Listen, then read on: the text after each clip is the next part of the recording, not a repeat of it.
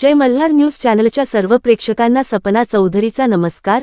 नंदुरबार जिल्ह्यातील नवापूर तालुक्यातील नवापूर नवागाव रस्त्यावरील होलीपाडा नजीक छोट्या पुलाचे बांधकाम करण्यात येत आहे। हे बांधकाम गेल्या अनेक दिवसापासून संथ गतीने सुरू आहे।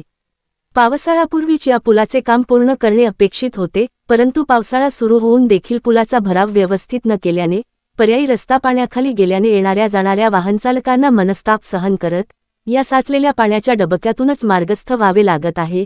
गुडघ्या एवढ्या पाण्यातून दुचाकी चारचाकी वाहनांना मार्गस्थ व्हावं लागत आहे।